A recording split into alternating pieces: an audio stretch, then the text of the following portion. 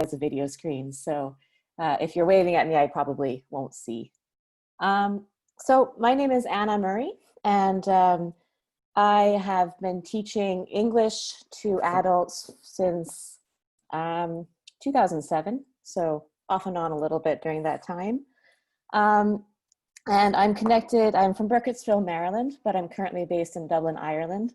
And I got to know the Literacy Council of Frederick through my mom, Catherine Cox, who I think is here, and who's been volunteering and working with the Literacy Council in, I think, several capacities for some time now. So I'm really excited to be here virtually and to get to talk to you.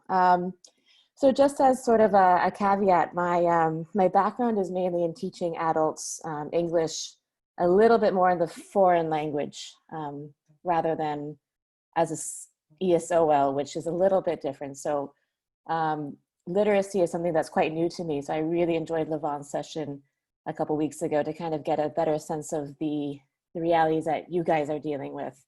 But hopefully there'll be some common ground and some common benefits and pitfalls of teaching online, which is something I have had experience with. So, so please feel free to ask questions as we go, and yeah, we'll get started. So as a teacher, I really like using objectives in class. They're really useful for planning any lesson. So our objectives today, we're going to begin with sort of a discussion. It's a big group for a discussion, as it turns out, about our comfort level with online learning right now, which could be 0 or it could be 20. We're going to get into a little bit of definitions, mainly just 2 of them, synchronous and asynchronous modes, which is 2 kind of concepts I really want everyone to have in their minds as they're planning their lessons.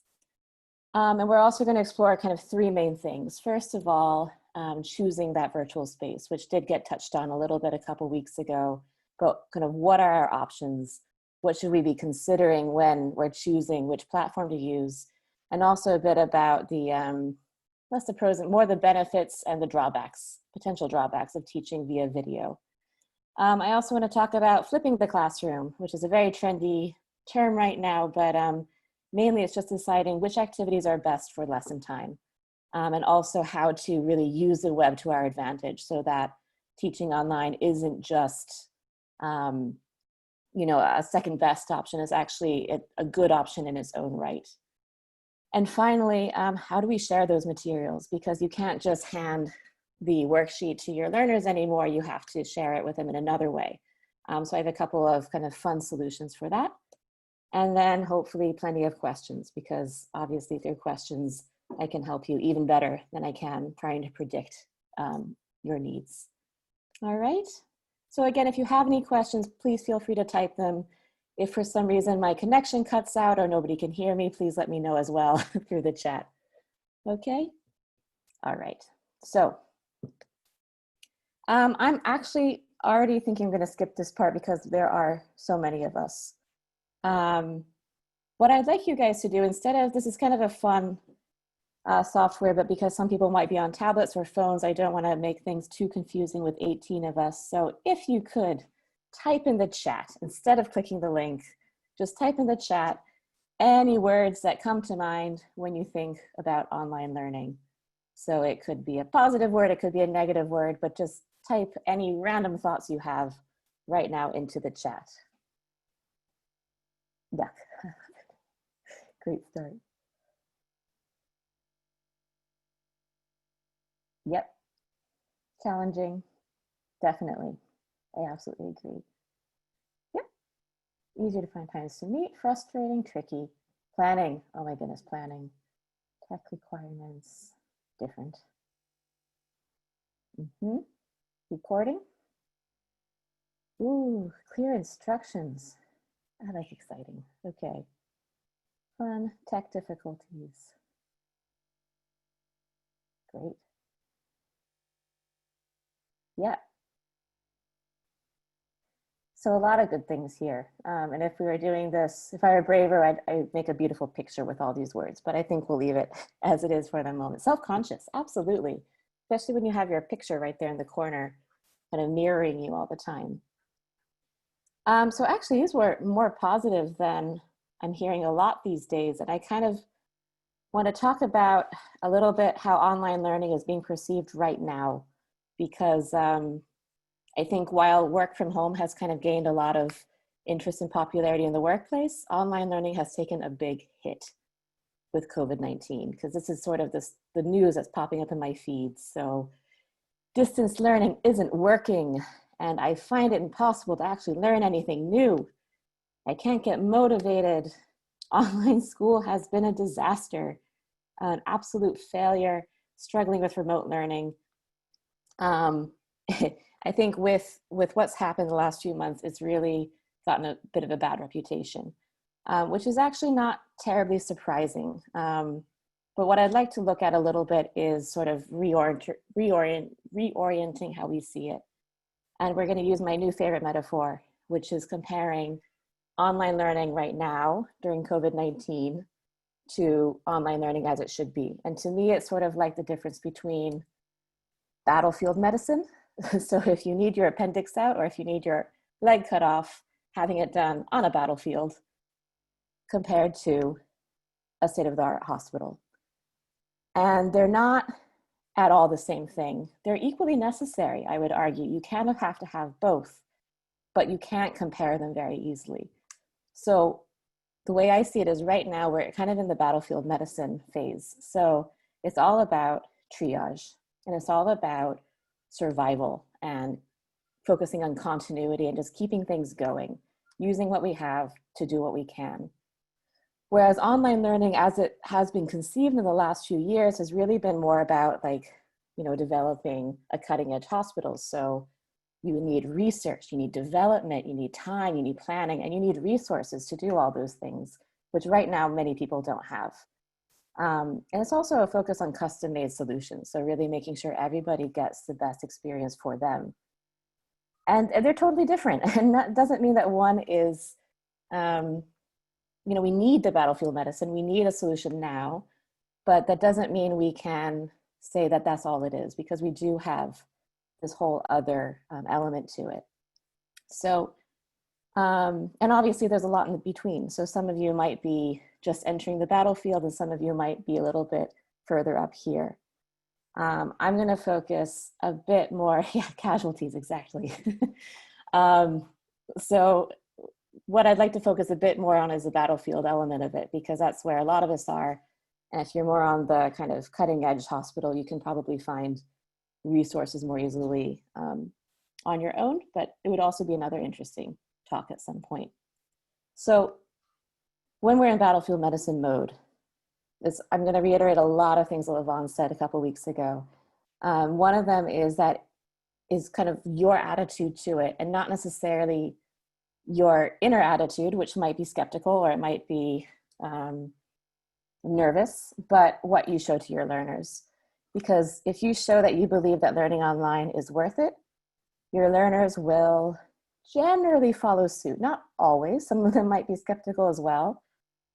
But I can guarantee you that if you treat it as a poor relation of face-to-face learning, they'll follow, they'll respond in kind, and they'll lose motivation. They won't see it as being worth their time, and it's not gonna work. So a lot of it is a little bit kind of reframing your own mentality and your own approach to it. Again, if you can't quite get there internally, externally. So being a bit of a cheerleader for the medium. And another thing, which was mentioned a couple of weeks ago, is the importance of meeting your learners where they are technology-wise right now. And that's important for a lot of reasons. One is it's easier, but it's also because of the cognitive load. And by cognitive load, I mean the sort of mental strain that they're under. So if you think about it, when you're teaching a language, if you're teaching literacy, their cognitive load is already vast. They're trying to operate in this other language. If you're also piling a new technology on them, you're sort of doubling that load. So what you can do is sort of lighten their burden a little bit by using the technology that they know. And so you are sharing in their load a little bit more. They're comfortable, they're focusing on the language and not on the tech. Also, if you let them teach you what they know, then that's a great communicative activity. It's not easy to teach someone how to do something. So it's a really good activity for them from a linguistic perspective as well. And of course, if you do expose them to a new technology, and you probably will at some stage, if you find a really good one, try to do one at a time, which is another thing workplaces are also doing. It's kind of one technology at a time. Don't try to pile them on at the same time. All right. So let's see what kinds of tech is out there. And the first thing I want to talk about, there's a lot of jargon with online learning and teaching in general, but there are two kind of modes I want to focus on. That's the asynchronous mode and synchronous. And you're going to run into these terms a lot when you're looking at the topic. And it's a really important two terms for kind of framing how you're looking at your planning and your lessons. And it's not really nothing new. Generally, asynchronous would be your homework and synchronous would be your in-class time. But traditionally, we tend to think of teaching as 100% about the synchronous mode, and asynchronous homework is kind of left to the side. But when you're teaching online, that's not necessarily what you want to approach it with, because they're both quite valuable in their own ways. Yeah, basically real and unreal time, exactly. So an asynchronous mode is not in real time. The advantage is that it's flexible. It's extremely flexible. So basically, they can write their sample email for you at 2 in the morning. You can check it at 11:30 a.m. and some learning has taken place. It's also interesting how shy students or reticent students might actually feel more comfortable in this mode than they would be in class. It is less spontaneous, which is, it's not everything. You do need to teach kind of more spontaneity as well, but it does have real life applications. So emails, texts, voicemails, these are all asynchronous applications. And synchronous is, in real time. The spontaneous is more similar to a face-to-face classroom. It does have a heavier scheduling and tech burden though, because you have to obviously coordinate as you normally would. And then you also have to find your space to actually have the lesson, which is, I think, where a lot of people get stuck. But even a phone call is synchronous. So there are a lot of real life applications, obviously, to that as well. So the main reason I'm looking at these is because, again, we don't want to just think of synchronous as being the only place we can learn. We want to also kind of appreciate asynchronous teaching as well. And we're going to see why in a minute. So if we're focusing on synchronous learning, you need to have your space, which could easily be on the phone, although that's a particular type of challenging when you can't see any kind of visual cues, you can't see lips moving. So this can be overwhelming because there are so many options just now. And when you aren't even familiar with one of them, it's really overwhelming. We're going to focus on just 3 of them. Because it's too much otherwise, 4 of them actually, the more commonly used ones. But first I want to look at some of the questions you should be asking yourself as you choose it, apart from what does your student know? And one of them is, of course, how commonly used is it? So is it one that's quite well known by many people around the world, or is it one that's a little bit more niche? And another question is it private? And this is kind of an interesting one. Part of the privacy, and I think the biggest part, is how much information do you and your student have to exchange to use the platform? So for example, Facebook Messenger is quite good in many ways because many people use it. A lot of people have it already. However, if you want to use it, you have to exchange Facebook information, contact information with your student, and not all teachers are comfortable sharing their Facebook life with their students, and not all students are comfortable sharing that with their teachers, so it's something to consider. And that's the main thing that you want to consider. But just as a note, because WeChat came up a couple weeks ago, which I thought was really interesting, because WeChat is used by millions of people, over 1 billion. Most of them are in China though. It's actually quite niche to China. And in terms of privacy, it probably isn't an issue, but the Chinese government is said to monitor it. So if you're having a lesson with an advanced student, maybe don't ask them about their opinions on the trade war, because that could be a risk for them, could be a safety issue. So just kind of be aware of privacy concerns as well. What tech do you need? Some of these are better for computers. Some of them are just as easy on a phone or a tablet. Always a consideration. And then of course the features. So what can you do with it? Does it have video chat? Does it have voice chat? Does it allow you to send messages or images or videos? And of course the screen share, which is a really big feature, which I think is really important. And screen share is what we're doing right now. So instead of looking at just my face, you guys can see what's on my screen, which is my PowerPoint presentation. And it's great for teaching because you can really share so much more with your students. You can have a PowerPoint ready to go. You can have a Word document open and then type as you type vocabulary, type grammar, and kind of have that as like a whiteboard. You can even have an actual virtual whiteboard. There are some free ones on browsers. And you can look at a website together. You can look at an online dictionary. Really, you have a lot more possibilities for sharing materials with your students, almost as if you were sitting next to each other looking at the same book. So I think the screen share is a really good feature to become comfortable with early on if you want to go beyond kind of conversation lessons. And if you get to the point where you don't have a copy of the same book in front of you.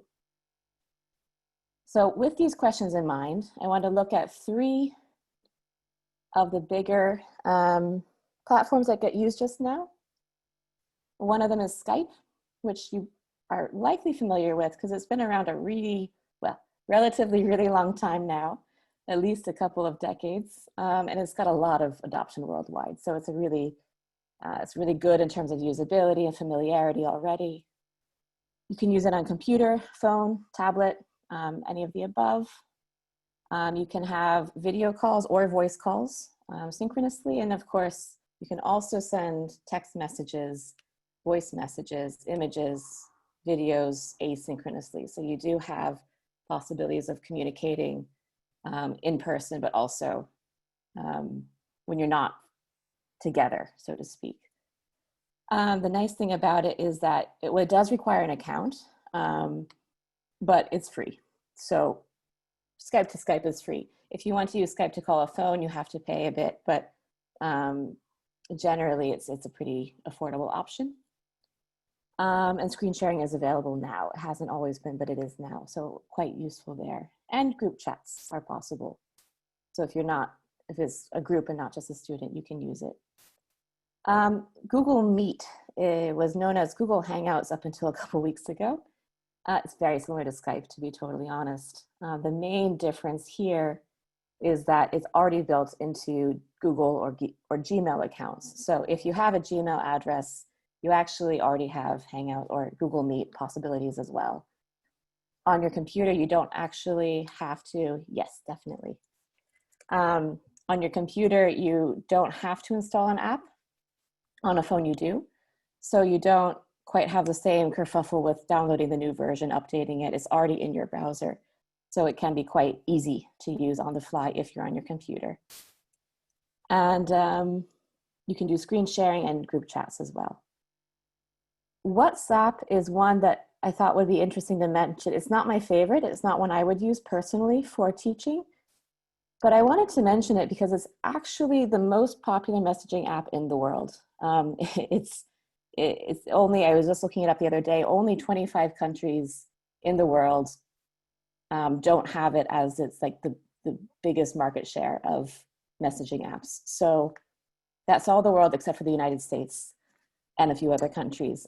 So I wanted to mention it because chances are your students used it in their home countries, maybe use it now. So if they ask you about it, I just want it on your radar so that you know what it is. You're not totally caught by a surprise. It is a phone app primarily. So that's the main disadvantage for me for teaching. It's linked to your phone number. So it's convenient, but it's not ideal for teaching because I don't want to teach with my phone, to be totally honest. I want to teach on a computer. But you can, again, video and voice calls, text messages. You can send any kind of file. It's very secure. It's free. It is linked to your phone number. So you are exchanging your phone number with your student. And there's no screen share option as far as I know. So not ideal for teaching, but it might come up. So if your students ask you about it, you can say, oh yeah, but I would rather use another one. Or if you decide you want to use WhatsApp, that's fine too. But all this kind of brings us to Zoom, which is what we're on right now. And to be totally honest, I wasn't really familiar with Zoom until the pandemic, because now Zoom is quite popular today. I think it's good on your computer, phone, or tablet. It is mainly for synchronous interaction, though, for video chats or message options, but not necessarily before or after. So you sort of have to supplement it with some kind of email or other messaging service. It is free for 2-person chat. So as a tutor, you can use a personal account with one other person, no problem. If you have more people, then you have to get the subscription. So it's not entirely free, but its free version is actually pretty good. And I think you might have access through the Literacy Council to maybe some of the paid options. I think the reason why it's so popular now is because of the screen sharing. Well, I mean, screen sharing is most of them, but you've got a lot of nice features. So there's a whiteboard available that you can show your students. I used this morning with my student. We were doing some present perfect. So you have that, it kind of replicates the classroom a little bit more closely. Paid accounts have a lot more features like breakout rooms for groups. So you can take 2 students and put them on their own, another 2 students and put them on their own. And the quality is quite good generally. The video and audio connection quality is, I think, a bit higher than the others. And sessions can be recorded and shared, which is great. So Zoom, I think, is kind of where we're going in a big way, along with Microsoft Teams and a few others, although those might cost extra. So just to have an idea of your options, you always want to again, you want to meet your students where they are. So you might start out just with Skype if that's their familiar place, and then maybe introduce them to Zoom as they become more comfortable. Or if they know Zoom already, happy days, they can kind of help you get to know it a bit better. All right, how are you doing? I saw a question. WhatsApp, yeah, security. Now, WhatsApp is end-to-end encrypted. So there is an extra degree of security on WhatsApp. However, it is owned by Facebook. So yeah, this is more complicated than I'm totally aware of, but there is a discussion about it. Zoom also has some security issues. High-level security, if you're going to talk to Edward Snowden, none of them are a good idea, I would say. But yeah, there are a lot of conversations about security for all of these, to be honest. All right. So, so pros and cons to these video classrooms. Benefits obviously it bridges the gap. I mean, it really is what replaces face-to-face teaching the most closely. I would say that the extra challenges can be good in some ways because it's extra realism. I mean, in real life, when your students are out in the world talking to people, they're not going to have a perfect situation with a quiet classroom and someone who's speaking clearly to them. So all of these difficulties can actually be a bonus in some ways. And it also allows you to role play some real life situations, such as a Skype interview or a phone call to the doctor, which in a classroom, you might have them turn their backs to each other, but if you just pick up the phone and do it remotely, it's an extra layer of realism. And of course, these multiple modes are also nice because you can have an asynchronous and synchronous interactions in the same platform. Cons, I think you guys know, and you kind of mentioned in your original kind of word association, connections can be jumpy. Even if you have a great one, it's going to happen. I think the good fix to this is to teach your students repair strategies right away. So phrases that they should be learning quickly are ones like, sorry, what was that? Or I think you're breaking up, or I can't hear you, could you repeat that? These are really useful expressions. They're not always easy to recall when you're on the spot and stressed out because you can't understand your teacher. So do spend some time teaching them how to kind of clarify and check for understanding early in the process so that they can deal with these connection issues. This is something I was talking at the beginning. This might not be true for everybody. For me, listening lessons online can be quite challenging because sometimes the audio coming out of your speakers and going back into your microphone, sometimes the quality gets distorted enough that your students can't really understand anymore, especially if they're lower level. So do experiment it with it, because I've heard people have had more success lately, and maybe with Zoom it's easier. But just be aware that it might, especially if the connection is iffy, listening lessons might not be the best use of your time when you're on Zoom, unfortunately. But you can have them do the listening on their own time and then kind of review it together. But also be aware of visual quality, which is something I forget because I have a nice computer screen. But remember that if you're trying to show your students anything in your actual world, they might not be on a computer screen. They might be on their phone, and they might be on their extremely cracked phone as well. So if you're writing on a piece of paper or on a whiteboard even, check with your student to make sure they can actually see it, because it is possible that they can't. So it is, I think, in many cases, harder but better to use your screen if you can. It's not as easy as physically writing, but do be aware and make sure that they can see it if you're using your physical space and not just your virtual space. Okay. Any questions so far? It's a bit odd talking into the void. All right, so if you have any, feel free to type them in. I want to talk a little bit about flipping the classroom, which is something which is very trendy in K-12 and university increasingly, but it's a fancy word for a fairly basic concept, and that is to take the traditional model of you're in class, you learn a grammar point, you go home and you practice it. The idea is that the concept acquisition comes before the class.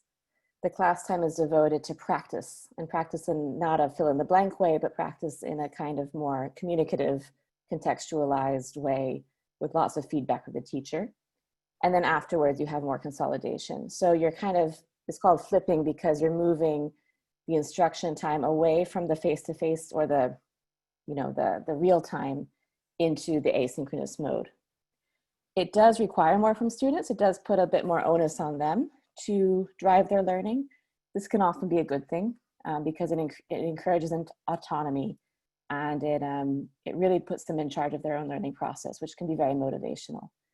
The reason why I think this comes up a lot with online learning is that, as we saw, the virtual space does have benefits, but often it's just not quite as good as sitting face to face. So if you can really maximize the time you have with your student, talking in real time, then that can really give them a sense that they're getting more out of their experience. So being able to kind of front load some of the actual concept learning into their time, and then they're coming to you ready with questions and ready with their doubts and the practice, that can be a really good thing for their progress and for their motivation. So the idea here is kind of looking at what activities are better to do in person. Sorry, not in person, we're never in person. What activities are better to do when you're there with your student synchronously, and which ones are better to have them do asynchronously on their own time. Sorry, I just saw a question. Headphones, yes. Headphones do help with clarity. That's why I have them on right now. The better the microphone, the Apple microphones are actually quite good. If you have the kind with this one that comes around the edge, they're even better. The microphones help a lot with understanding. And the students will also hear you better, I think, if they have headphones in. So if you can get a nice pair of headphones, not even expensive, just decent, that can really help a lot for sure. Let's see. So when you flip, for me, this is kind of my own perspective as well. For me, I would like to have my students do more of that extended reading practice, the extended listening and writing practice, not practice, but kind of exposure to input at home home. We're all at home. I keep using these terms. Have them do it on their own time and then come to the lesson with their doubts. And by reading practice, I'm thinking more of concept reading. So reading for understanding the ideas that are being written. Obviously, the kind of reading where you're doing some more things like sight words, drilling, kind of phonemes, that obviously is a more in-person, probably a more in-person sort of lesson. Grammar and vocabulary review, I would tend to, I generally would have tended to teach them in person, but I think flipping it so that they're doing a little bit more of that kind of routine concept work on their own, and then coming to you with their questions and being able to practice it in context can be a better use of your time when you're actually with them. You can also have them do some research, especially if they're a bit higher. You can have them look things up on the web, come to you, bring you materials that they're interested in, which can be really beneficial as well for their autonomy. And then when you're in person, there's a lot more discussion, there's a lot more kind of checking their comprehension, answering questions, practicing in context, and researching together as well, helping them out a little bit. And this is definitely a bit more from my background as more ELT and less literacy. So this is something you'll want to kind of apply to your own circumstances. But what the bottom line is, I want you to think about, instead of thinking everything that they learn must happen with me, what can I kind of offload to their own time in order to better take advantage of the time they have with me? So it's just a question that you should have in your mind, however you decide to balance the two, just have it in your mind. Speaking of research, the internet is overwhelming. So whenever you go to Google something, you have the results, and then you have to do a lot of scanning. So you're looking at the results, you're deciding which ones are the most relevant to you, which is great. It's a great skill to learn and to practice with your students. But sometimes just telling them, oh, go find something could be really challenging. So I want to look a little bit at how to curate the internet for your learner, which can be actually quite a lot for us to do as well, even as native speakers. But a few ideas, and I will be sharing this presentation with Jennifer, so I think she can share it with you. So these links should be active with the actual presentation. The internet is your oyster. This is, I think, the best thing that online learning has to offer, is the massive amount of material that's out there that maybe you can't use in the classroom because possibly you don't have the technology for it. Maybe you don't have good speakers, maybe you don't have an internet connection, but now by default you do. So in terms of authentic materials, you've got everything, to be honest. And authentic materials are materials not intended for not native speakers. They're ones intended for us. So these are much easier to exploit when you're online compared to when you're in person and have to physically bring the newspaper in or physically bring the audio file in. We can just use it much more quickly with a link. So I think Levon mentioned last week a driver's manual is fantastic. Any kind of instruction manual or guide for their job is all authentic. It's right there on the internet, and it's fantastic. It's real practice. It's hard, it's really challenging. You're gonna have to help them a lot with it, but it's really good practice. YouTube. YouTube has the craziest stuff, which I've only been discovering recently. There are instructional videos, so cooking videos, some really good stuff there. But there's also a lot of really niche content. So for example, I discovered, I don't know if you can see this young woman, there's a whole subset of YouTube videos where people go out, they do grocery shopping, they come home and they film themselves unpacking their groceries and showing you everything they bought. I kid you not, it's out there, it's quite popular. And it's great for vocabulary because they're pulling out food items, showing an image one at a time, and it's really nice for real life vocabulary. Yeah, there's a lot of stuff out there, including vlogs, blogs as well. Again, finding something that's relevant and interesting to your students' needs. They're the so-called listicles for example, on BuzzFeed, the 10 most fascinating animals in Asia. I don't know. Those lists can be nice because they tend to be quite short, kind of a low reading burden on your students, but kind of interesting and fun. Advice columns, I love because they create great conversation, lots of really authentic language and idioms and collocations. Short stories, always a nice way to kind of switch it up. I know, who would have thought? Because those YouTube videos are ridiculous, but actually they do have value. Yep, short stories, including ones which are some classics in public domain as well. News, be careful. I mean, the news can be quite challenging, obviously. Also, it's tricky because of the paywalls, you know, having the password, having the subscription.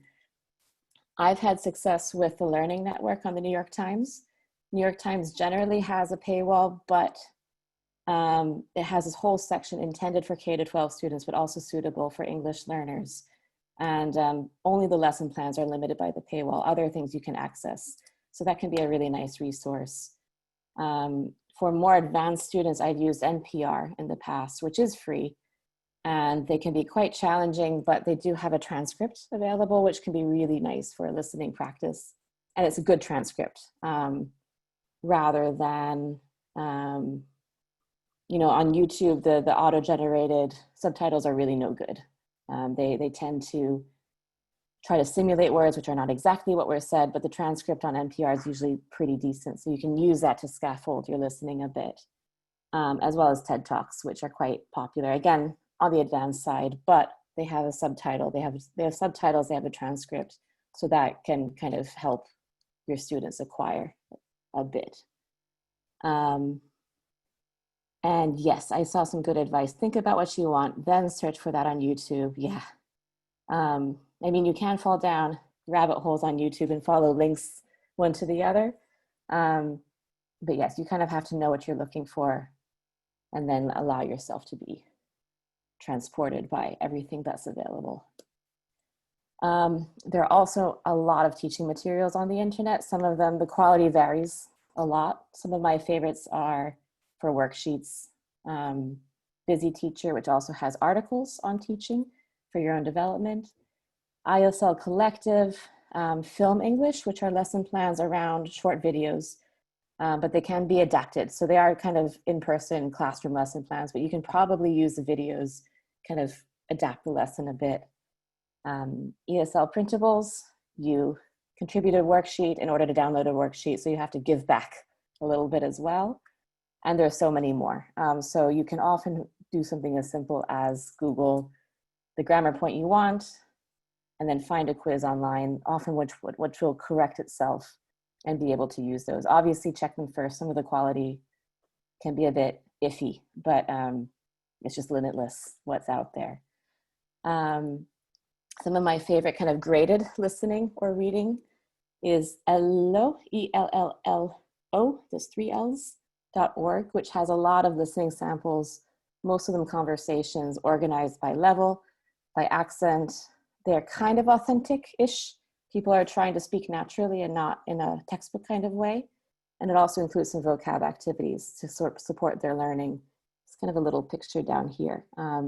It's really nice for listening.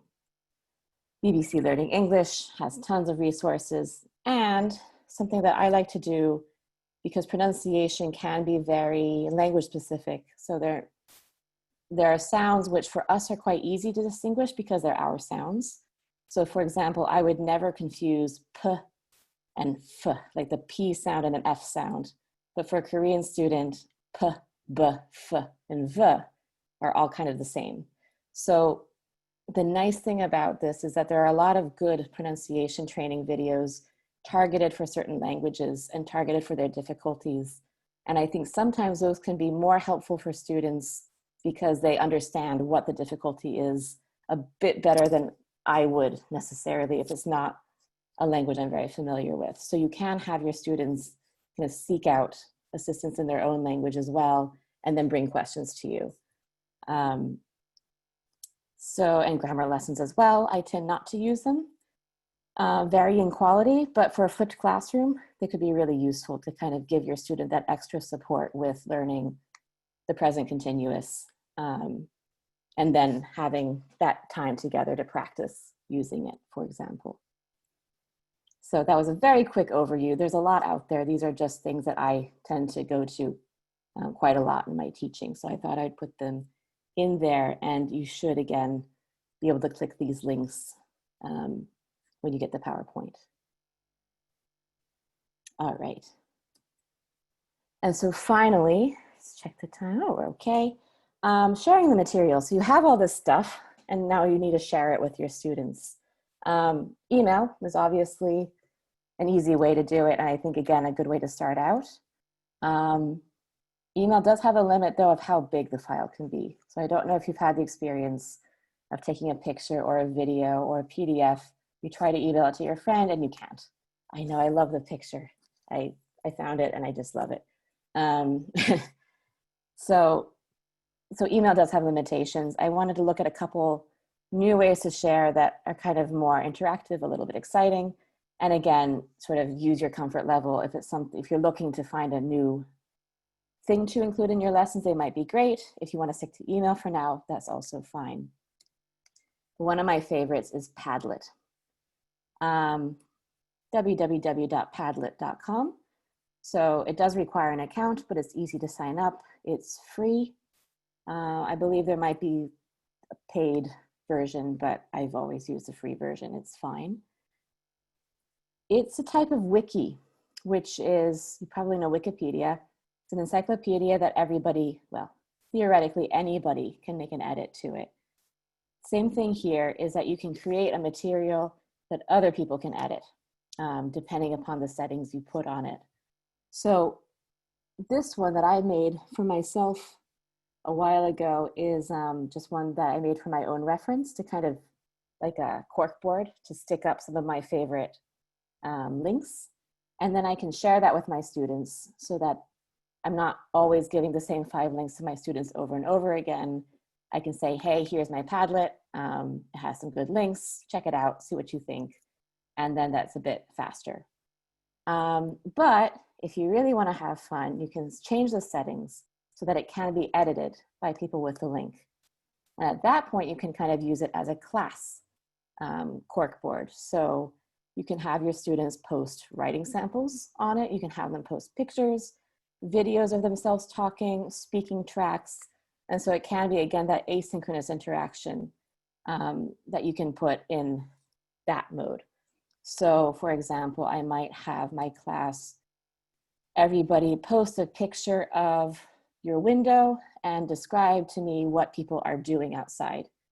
And then everybody would post a picture of the window and maybe even write a description, or they could record themselves describing with their voices what they see outside. So the nice thing about that is that you need the account, but they don't. So you just send them the link and then they post it. Very easy for them, and a sort of fun virtual space for you, and also an easy way to share files with worksheets, links with your students that doesn't require a lot from them. It's automatically saved as well, so you don't need to worry about saving, attaching, emailing. It's just ready to go. So Padlet. I couldn't show you a student version because I always try to use it with my in-person classes and then they never do. But now that we're online, there might be a bit more motivation to actually start using these resources instead of kind of writing off what teacher told them to do.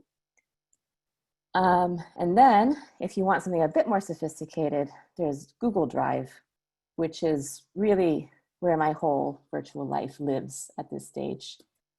It's drive.google.com. If you have a Gmail account, you already have it. So accessibility is pretty good.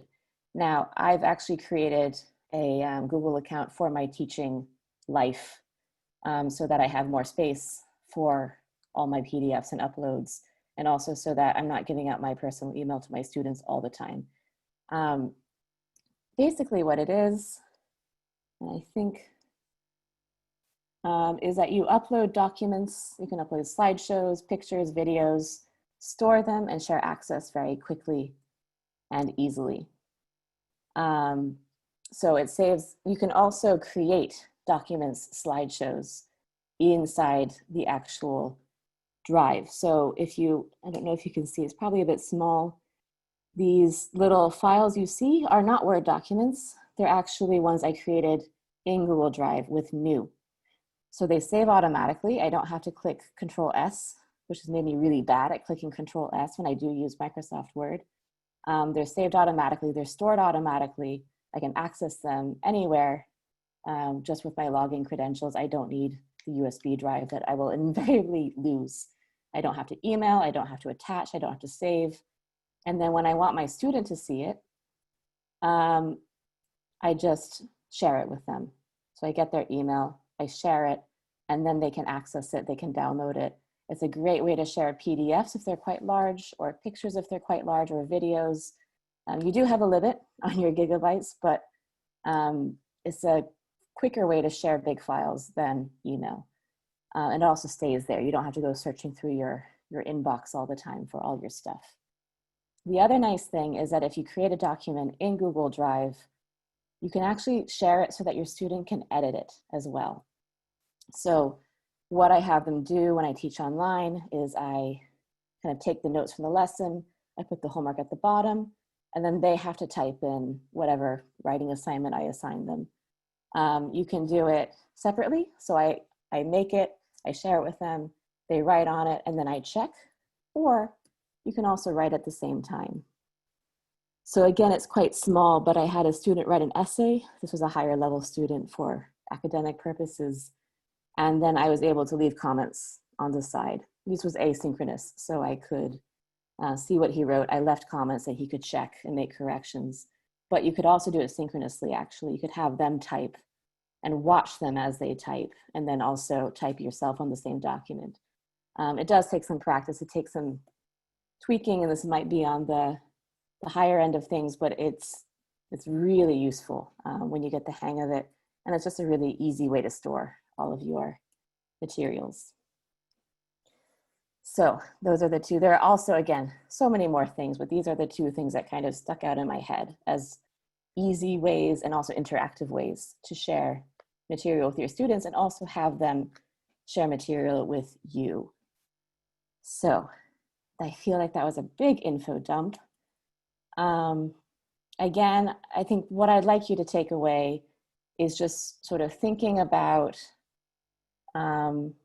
where you want your virtual space to be, which might well end up being what you're already using, but just having these considerations in mind. Think about how much you want to do with them in person and how much you want to have them do on their own.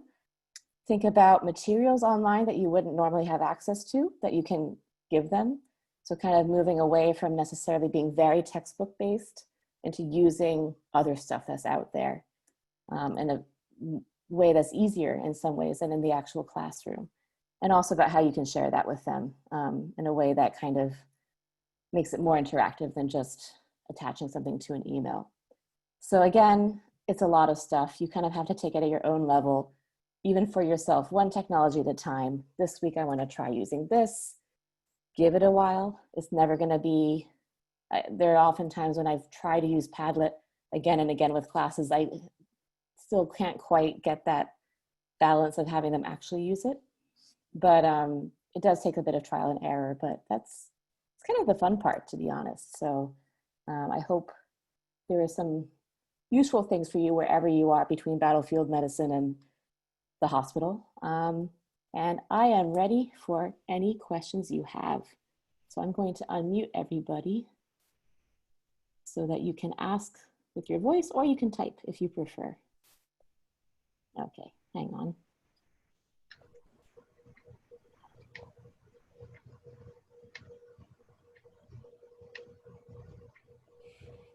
Okay.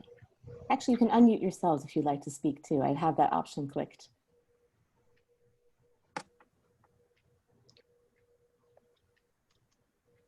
Oh, Google Docs to share materials. I love it. I use Google Docs to share materials all the time. So let me see, I can even Do I have it open? No, I don't have it open. I do use it a lot. I upload listening files and send it to my students that way. I upload PDFs sometimes and share it that way. It is easier if your student already knows how to access them, and not all of my students always do. But it's a great way to share, even with anybody, other teachers as well. It can be a really good resource. Low-level students, yeah.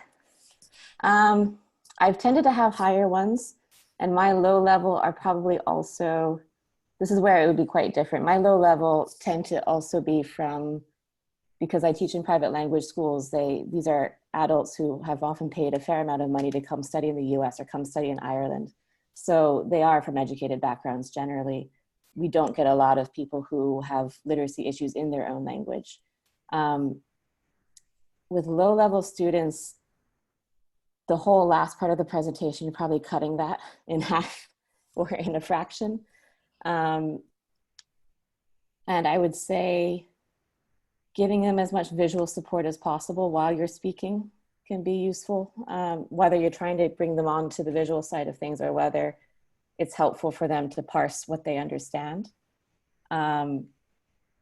It is the trickiest one because even instructions in "you're muted, can you unmute yourself" can be quite challenging. So actually, to be honest, I would start there with very basic sort of instructions and questions that they can ask, and kind of those troubleshooting phrases can be a good place to start and practice. But if anybody else has low-level students that they've taught online, I would love to hear any ideas that you have. Has anyone been teaching low-level students online and want to? Yes, can you? Yes, I have. Yeah, go for it. Yeah. Yes, I've taught, I have some high level, some low level. I use Zoom and Google Docs. Those are the two I use all the time because it's very easy to share the screen with your student and yourself and transfer a Google Doc there immediately. Pictures, anything you have in Google Docs is great. So I use Zoom.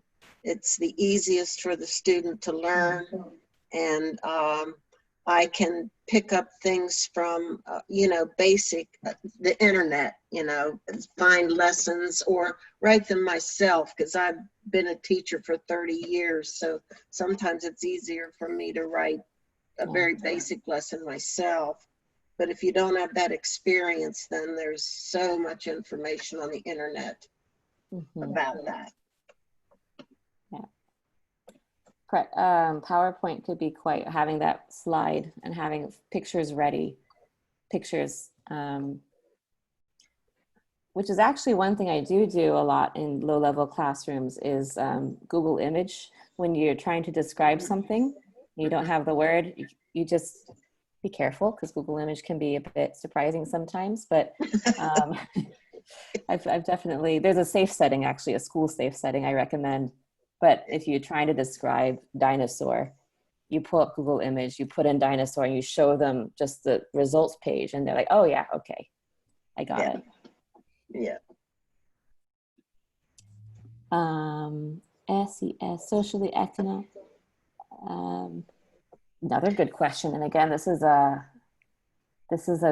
issue I haven't gotten to deal with much. So again, I'm going to throw out David's first question to the crowd and kind of workshop that one, because it is a concern for a lot of public schools I know as well right now, students without the computer internet access. Has anyone had any experience with that recently? We teach mainly adults, so the public school system would not be something we'd have to do right now. I just meant in terms of the public schools having the issues as well with how do you reach the students who don't have computer access, don't have internet access. Yeah, which would be a concern. It's an issue big time for public school teachers, Yeah. yes. Yeah. And I imagine also for the Literacy Council. Anna, if I can chime in, Yeah, please. just based on some feedback that we've had from tutors in this situation, two things come to mind.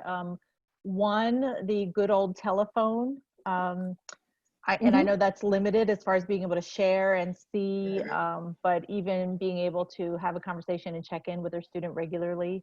And we also have a tutor who is snail mailing worksheets and materials to her student.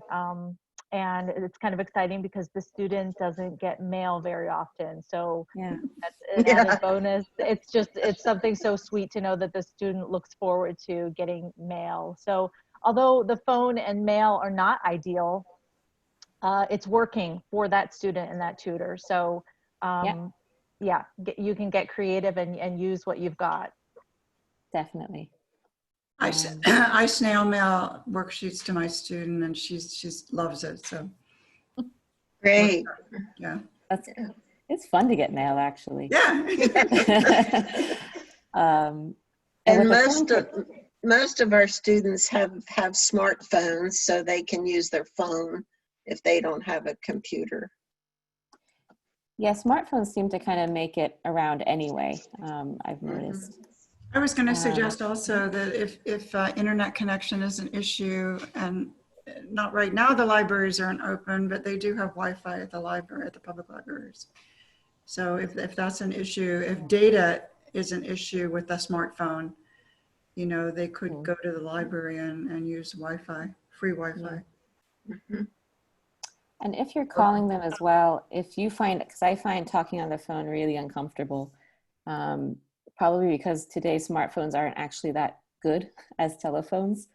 But with Skype, if you do have the account that lets you, or just having the headphones plugged into your phone can really make a difference for understanding the student. Because I find if I have my phone to my ear, I understand much less than I'd like. So you can use your technology a bit as you adapt to theirs, I would say. I have used FaceTime when the connection was bad or whatever, and that works real well because you can at least talk and converse. You see their face and they see you. And everyone that's on Facebook has that free, so FaceTime, if nothing else works. Yeah, yeah. Help me understand. A student told me recently that they can sit out in their car outside the library or any restaurant, and they can still do a lesson. And I was astonished. You can pick up the Wi-Fi from Starbucks usually, or the library. Yes. Yeah. So they don't even have to go in. Yeah. They can sit out in their car close enough that they pick up the wave or whatever it is. The connection's likely to be very bad, but it could be. Yeah, well, yeah. I don't know about the library. The library might be okay. I find Starbucks kicks you off every 2 seconds when I try to use their Wi-Fi. But yeah, there are a lot of open Wi-Fi nets around if you know where to go. So They're called hotspots. Hotspots, yeah. Yeah. Maybe fewer now. Anna, we have obviously tutors and teachers moving into online teaching, and that's what we've been talking about, but or virtual teaching of various kinds. But we're likely to have tutors who are taking on new students or new tutors. And I know you have experience in online tutoring of students you've never met who live in other countries. Could you say something about what kind of teacher-student relationship can be achieved online? Yeah, I think you would be surprised at how quickly you can form those relationships. When I did teach exclusively online, for me, the really nice part, because I don't teach I'd actually really like to at some stage, but I tend to teach, again, the students from very similar socioeconomic backgrounds who pay a lot of money and come to Ireland or come to the US. So for me, the really cool part was getting to talk to students in countries that normally I would never hear from. So whether that was, at one stage, there was because I was actually training teachers in other countries who are non-native speakers teaching English. And at one point I had a gentleman from Senegal who was calling in, and I could hear the roosters in the background. I don't know where he was, but he was not in an ideal hotspot. And the connection was terrible.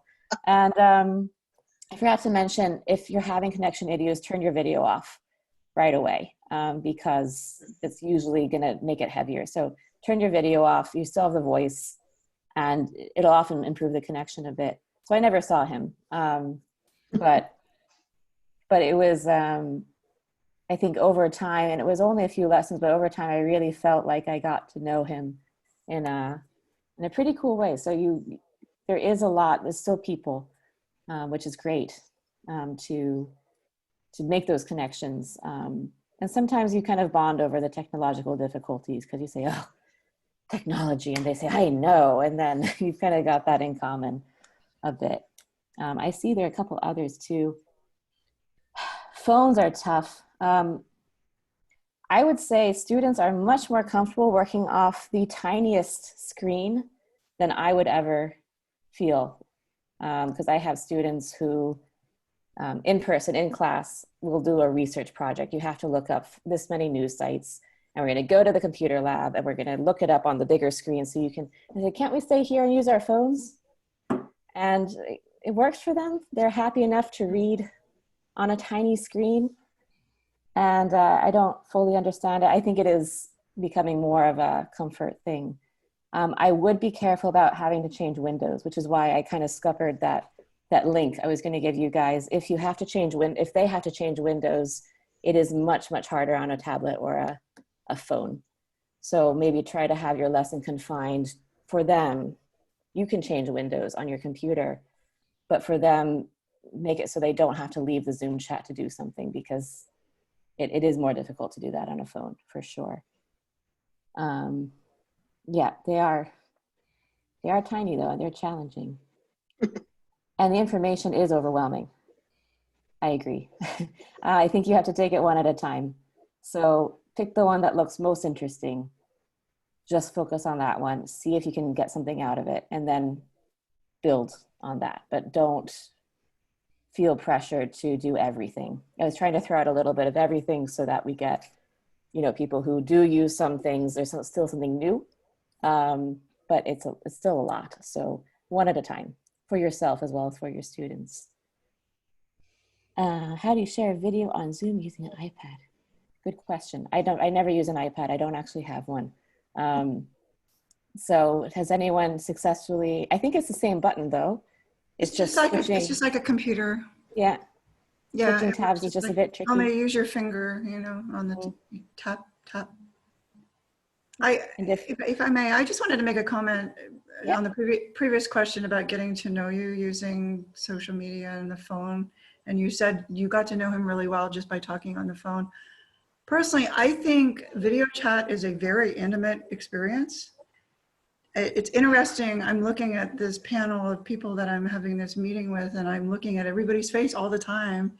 And it's even more intimate for me personally than being in a conference room when you're sitting at a round table. You're not looking face to face with everybody all at once. And I find it very intimate. I think it's really kind of interesting. Absolutely. And you see where they are.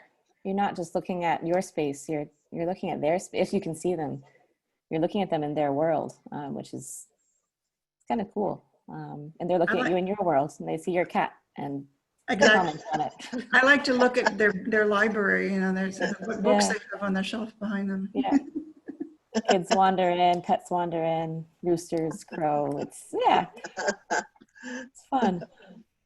And it's you're right, it is very intimate, the video chat, if you are in a video chat. But I wouldn't say that's something that gets in the way. I think that's something that's constant, whether you're face to face or remote. That connection that you make is still pretty cool. And if you are comfortable sharing social media with them, that can be really fun too. Not everybody is. I like to, because I like to see what they're doing, what they're posting, but it can be quite fun to share Facebooks and see what their life is like if they've got it. Yeah. Yeah, I'm just looking at the other comment. Yeah, I mean, it's very, there's a lot that you miss out on, but there are other things you pick up on. It's sort of, it's a mixed bag and also quite personal as well. Anybody else with questions or thoughts or observations? Yeah, no, I just want to say that I think some of our tutors who have met with their students sometimes only once a week are finding that even though they can't meet with them once a week, now they're meeting with them virtually 3 times a week. Mhm. Because, you know, students who have odd job hours, or particularly students with children at home who have to get childcare when they meet with their tutors, it's a lot easier for them to meet. So I think that this COVID crisis is sort of, it's kicking us into new ways of doing things that will be useful to us even when it's over. Definitely. I think it's here to stay. I think it's here to stay, this technology, for the very reason you said. I had to retire for a while from Literacy Council because I'm in a wheelchair a lot. And now that I can do this at home, I'm enjoying it so much because I don't have to travel. Mm-hmm. Yeah. Yeah. Actually, on both ends, it can open up possibilities. Hello, everybody. Hello, David. Hello. I've been told many times that I talk too much, so I've been trying to give people the option of ignoring whatever I have to say. It's much more interactive than most people at a seminar. However, the plague also caught me waiting for my first person. So the stuff that was addressed about getting to know you is very germane for me, especially because in spite of the fact that I'm doing exactly what Beth said she was doing, I don't really believe, I just think that, okay, put it this way, for this, learning itself is so humanly interactive or effective that I know that at least for myself personally, it's going to be a great, I'm only a little excited about getting on a computer, which I've been doing for everything from, you know, the family that wants to every 2 weeks have, you know, 10 people say hello to each other, to 1,000 people from the Poor People's Campaign last night. And we weren't talking to each other, obviously, but they did that on Zoom. So I've had a lot, and I'm tech happy, tech savvy. I've had lots of experience, but basically, I don't think we're ever going to get back to normal. That's a kind of an overview, which you may not share, but you've been warned, and I am miserable, and I fractured my foot, so I can't even go to the store, but I am miserable being confined to computers. There are worse things, but it is pretty bad. I also know a lot of the kid public school side of it because Grandpa has a family that he's in close touch with a 5-year-old, a 7-year-old, a 16-year-old, a school therapist, and a principal. And so for those of you who are not local, most of you probably know this. The Fairfax County thing is just the worst case of what has actually been plaguing not just people who work with kids. However, since Anne is out there in the private school world, which also means the more privileged world, we don't have that. I don't know. Nobody really answered what happens. Do we not have that many people for whom this is the issue of having a computer, or even of, yes, I know everyone has a cell phone, but that's a different world also, which is very hard for me to imagine, to visualize the world of doing heavy duty, constant interactive learning on a 5-inch screen. It's just, I mean, I know people do it. I see kids do it all the time. I see other people do it all the time. I do it myself, but it's hard for me to imagine as a teaching thing. Yeah. David, I would like to make a comment about what you said about getting back to normal. This is how I try to think, and I'm 78 years old, okay? I don't want to go back to normal. I want to create no, I don't, I because agree. normal wasn't so good. I want to create a new world and a new way of doing things and teaching new ways to communicate, to teach. We have to do this. This is the future. And so to say to go back to normal, that I don't think that way anymore. And Catherine, did we answer your question about how to share a document on Zoom? I maybe missed that one. Yes, sorry, I had to unmute myself. I still am kind of confused about the video, but what I can do, I can get one of my students who, she has been sharing for me. I have allowed her to share because I can give her the sharing ability, and she shares the video for me, but I can just, maybe she can show me how to do it. And Well, there is a YouTube video on how to share Google Docs to Zoom. Very YouTube's simple great. solution. Okay, great, thank you. I think it's still share screen would be my guess. Yeah, you share the screen, So you right? still go to share screen first, and then you choose whichever window you have the YouTube video. So I would have the YouTube video open first, share your Open it. screen, Okay. select the window And where then your click YouTube it. video is. Yeah. Yeah. Right. And then click it. And then see whether for me, sometimes, it has worked in the past a bit, sometimes the sound quality can be tricky if it's feeding out and back in. But definitely worth experimenting. You've got to experiment. Because in the end, you don't really know what's going to work until it does. It depends on you. It depends on what the student's using. If they're using a phone, it's going to be different than if they're using a computer. If they're in a public library, it's going to be different. Just to bounce back really quickly to David's comment as well, I think I hope there's still a place for face-to-face. I think there has to be a place for face-to-face in the future, no matter where we get. There's still a lot that we need about face-to-face interaction. And for students who don't have computers, it is going to be much harder. You have to do, as Jennifer said, the phone and as or snail mail, and it's not ideal. It's not the same. But you know, that's a big question. I would say for making connections online, it's much harder in a big group. So big groups, I think, are just not as good. Having said, I'm going to show you how it's going to be good for a class. Classes are really hard. They can be done and they can be fun, but they are really hard. One-to-one is a bit easier, I think, because you can make a bit more of a connection. Classes are tricky, for sure. Catherine, you've been holding classes online? Yes, I have. I've How's it held going? a class online. I do a lot of PowerPoint presentations, and I have the students do a lot of homework. I was interested in what she said about the two different ways of teaching. I do a lot of homework. I give them reading, and we're reading The Island of the Blue Dolphins, and then I make a PowerPoint, and I do all the vocabulary with pictures, have that all set up so that we can look at the vocabulary with pictures. Then we have comprehension questions, and I put whole quotes on so we can look at the quote and the text together. And then we do even do grammar. I pull things off the web and I put it with share screen.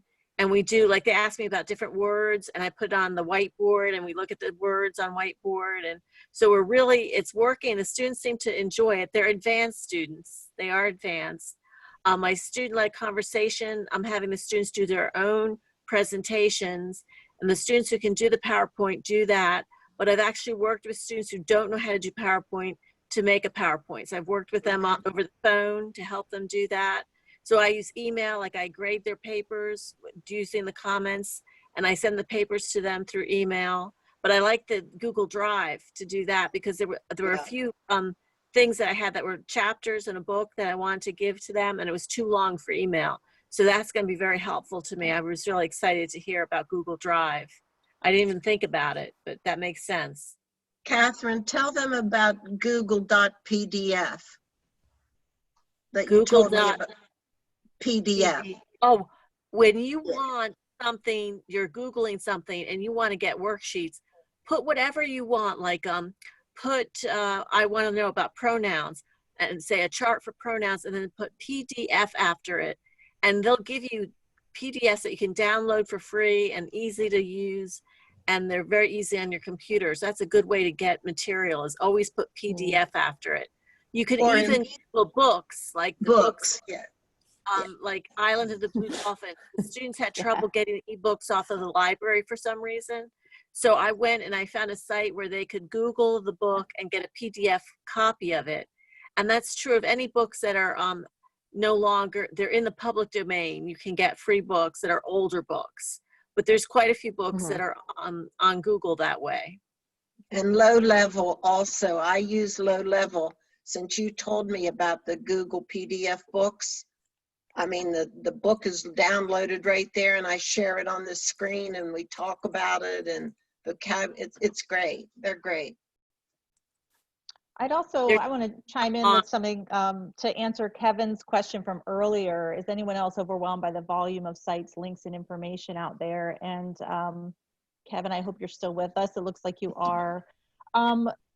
Feel confident, rest assured that we do a lot of that weeding out for you. So for example, when I send out my monthly volunteer and tutor update around the middle of the month with those resources in there, that information comes from probably a half a dozen webinars that I've been in, or group discussions from other orgs all across the United States on what's working for them.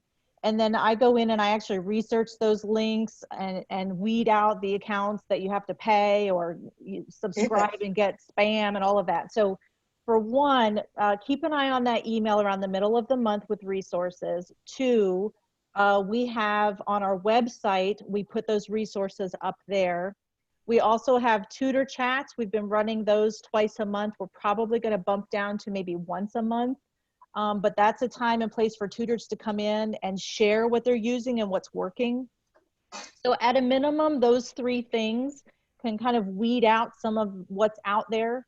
Because we've been pushed into this online platform so quickly, there are a lot of companies out there that are really inboxing you with a lot of information. So let us take some of the burden from you, that we're compiling those resources that we think are really quality and or will meet you and your student where you are. You're doing a great job, Jennifer. Thank you for doing that. Thank you. It truly is my pleasure, because I want to see all of you enjoy doing this. And let me turn on my video because I can't see all of you. Here we go. Okay.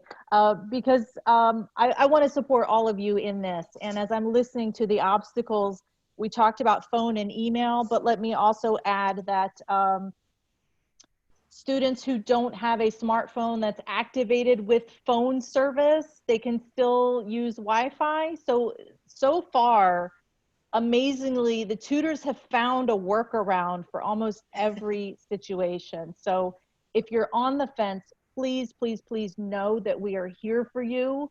We will hold your hand. We will carry you. I've done one-on-one Zoom tutorials. I can't tell you how many.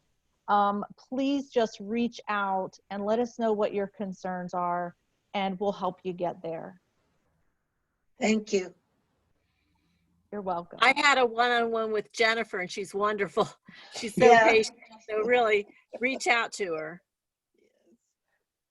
And it can be really fun having students show you stuff too. And it's challenging for them. It's hard to explain how to do something remote. It's hard for us.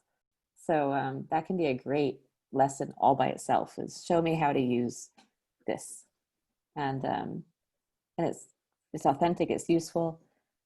And they've got a lot of experience themselves. If you want to try downloading a file through Drive, I'll send this to Jennifer as well, but I've also posted the link to download the PowerPoint. So if you want to experiment with that, it'll be there. But yeah, very easy way to share information.